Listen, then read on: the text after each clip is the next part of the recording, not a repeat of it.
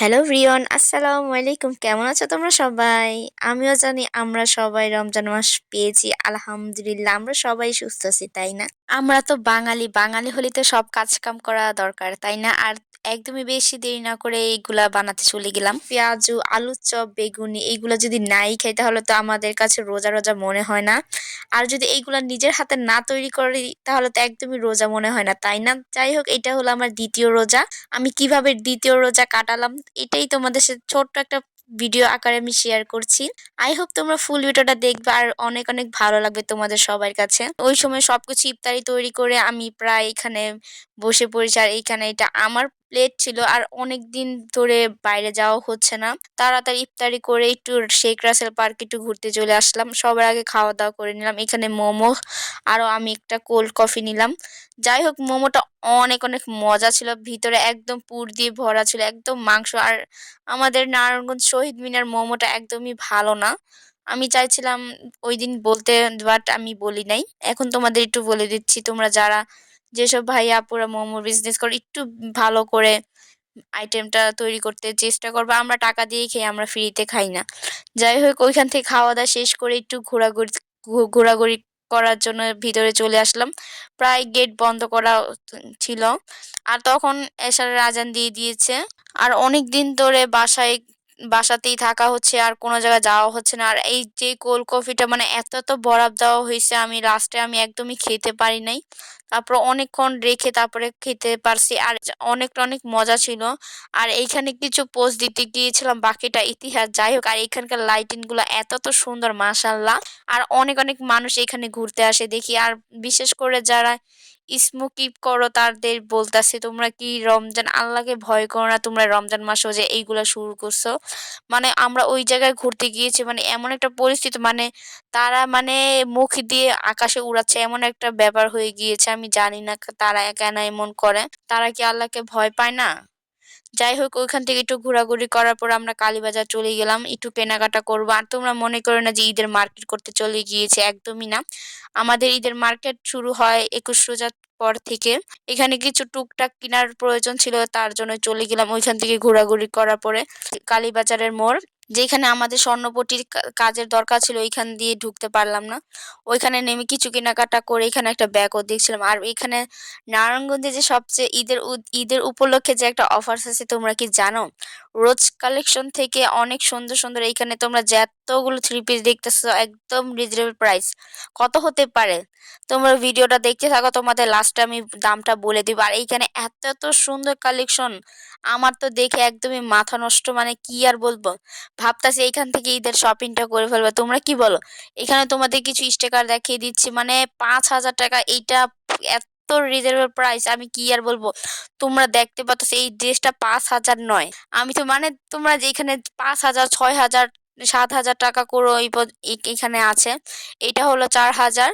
মানে কি আর বলো, তোমরা যদি লাস্টে এই দামটা শুনলে তোমরা অবাক হয়ে যাবে। আমি তো মনে করতেছি তোমরা এখানে যে লুটে নিবে। এত এত কালেকশন, এত সুন্দর সুন্দর রিজনেবল প্রাইসে তোমরা অনেক অনেক সুন্দর পেয়ে যাবে। আর এইখানে অনেক অনেক সুন্দর, এখানে প্রায় ১,০০০ টাকাও আছে, ৫০০ টাকারও আছে। আর যেই এক মানে এইগুলা যেই থ্রি পিস গুলা মানে সাজানো আছে, এইগুলা সব এক দাম মাত্র ১৫০০ টাকা করে। তোমরা কি বিশ্বাস করতে পারতাছ? হ্যাঁ, এটাই সত্যি কথা। তারা ঈদ উপলক্ষে তারা ডিসকাউন্ট দিয়েছে। প্রায় 50% ডিসকাউন্ট দেওয়ার পরে তাদের ১৫০০ টাকা পড়ছে। এখানে এটা লোকেশনটা একদম ইজি। এইটা হলো কালীবাজার ৫ তলা রোজ মার্কেট। তোমরা এখানে যে জিজ্ঞেস করলেও কোনো লাভ নাই। মানুষ এত হিংসামানি করে, তারা বলবে না লোকেশন। তোমরা কষ্ট করে একটু ভালো করে খুঁজে নিলেই পেয়ে যাবে। আর এটা একদম ৫ তলা, মানে একটু নিরিবিলি জায়গা হলো এটা। এখানে অনেক অনেক কাউট ছিল। আর তোমাদের দুই একটা থ্রি পিস যদি না দেখিয়ে দিই তাহলে তোমরা কি বুঝবা এখানকার কালেকশনটা কত কত সুন্দর। আর তোমরা চিন্তা করতেছো মাত্র ১৫০০ টাকা, তাহলে আর তারা কেমন কাপড় দিচ্ছে। এখানে কাপড়ের কোয়ালিটি অনেক অনেক ভালো। আমার থেকে মনে হয় এত কম দামে থ্রি পিস তারা কেন যে দিচ্ছে আমি জানি না। তাদের দোকানটা একটু নাম করার জন্যই দিচ্ছে। আর এটা বেশি দিন নাই অফারটা, তোমরা এখনই যে লুটে পুটে নিতে পারো। আর মাত্র ১৫০০ টাকা করে এত সুন্দর সুন্দর ঈদ কালেকশন তোমরা থ্রি পিস পেয়ে যাবা। তোমরা অনেক অনেক সুন্দর, এত সুন্দর এইখানে। আরেকটা কথা বলতেছি, এইখানে ওয়ান পিস করে সব থ্রি পিস পেয়ে যাবে। এখানে 2 পিস ২ একটা 2 পিস আর এই 3 পিসটা তো আমার কাছে এত ভালো লাগছে। যাই হোক ইনশাআল্লাহ নেক্সট টাইম যে কিনা হবে। আর তখন মানে এত সুন্দর আমি তো দেখে অবাক। আমি কোনটা রেখে কোনটা নিবো আমার তো চোখে এখনো বাজতেছে। মানে এত সুন্দর কালেকশন। এখানে পাকিস্তানি সুন্দর 3 পিস তোমরা যদি নিজের চোখে না দেখো তাহলে তোমরা বুঝতেই পারবে না। এখনই দেরি না করে চলে যেতে পারো। আর কে কোন জায়গা থেকে আমার ভিডিওটা দেখতেছো অবশ্যই আমাকে কমেন্ট করে জানাবা। আর এইখানে 3 পিস দেখতেই তো আমার অবস্থা খারাপ।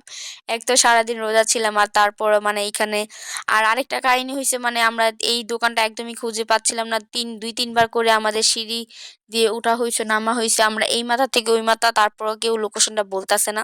আমি জানি না ভাই কে কেন মানুষ এমন করে যার রিজিক থাকলে আপনিই আসবে। এটা কি তোমরা জানো? তোমরা একটু কষ্ট করে হলেও তোমরা এই দোকানটা একটু ভিজিট করবা। অনেক সুন্দর কালেকশন আর ঈদ কালেকশন তো তোমরা বুঝতেই পারতেছো কতটা সুন্দর হতে পারে। আর এইখানে যেই যাইতে সেই বলতেছে এত সুন্দর কালেকশন কিভাবে দিচ্ছে তারা।